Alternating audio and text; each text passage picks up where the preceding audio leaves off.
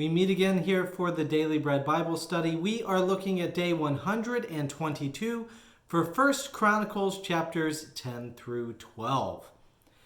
We get a bit of narrative here in chapter 10 as we recount some of the story, which mainly focuses on King David and glosses over King Saul. Now, Saul and his 3 sons' death is recounted here in very close telling to 1 Samuel 31.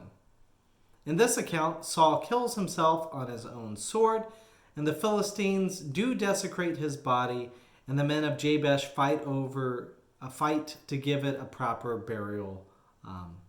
So a summary of King Saul is given in 1 Chronicles 10:13.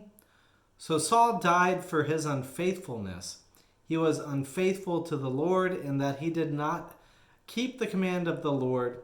Moreover, he had consulted a medium seeking guidance and did not seek guidance from the Lord.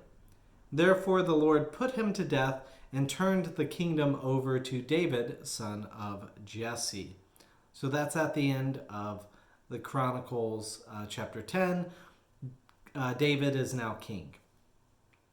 In 1 Chronicles 11, the first 4 chapters from Samuel 2 are not present in this chapter, so there is no mention of the Amalekite who killed Saul, no mention of David ruling over Judah while Ishbaal is ruling over Israel, and there is no mention of the Battle of Gibeon. It does pick up on the narrative with David being made king of Israel at Hebron, and we have an optimistic take on the role of king in 1 Chronicles 11, verse 2. The Lord your God said to me, "It is you who shall be a shepherd of my people Israel. You shall be ruler over my people Israel." David then captures Jerusalem, similar to 2 Samuel 5, verses 6 through 10. And echoing 2 Samuel 23, the heroes of David's army are then noted. There are 2 important groups, the 3 and the 30. The 3 are the most accomplished and bravest warriors. We see those names again are Jehoshaphat, Basshebeth,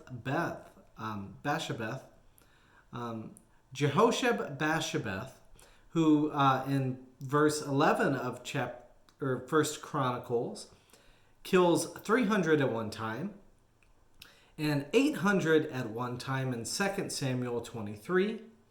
We have Eleazar, who is basically the same. He is noted that he slew Philistines with David until his arm grew weary while the Israelites withdrew, and that he brought about a great victory this day on 2 Samuel 23, verse 10. Now, Shemesh is not mentioned in 1 Chronicles 11. The army fled, but he fought the Philistines by himself and won, and the Lord brought about a great victory. Now, additionally, there is a story of the 3 invading a Philistine encampment just to bring King David a cup of water, for they were fearless. Among other chiefs, Abishai and Joab are mentioned.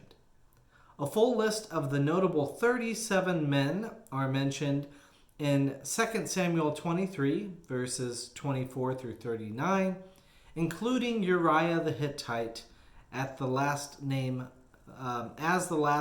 mentioned. And Uriah was the husband of Bathsheba, the man that King David killed in order to try and cover up his affair with Bathsheba.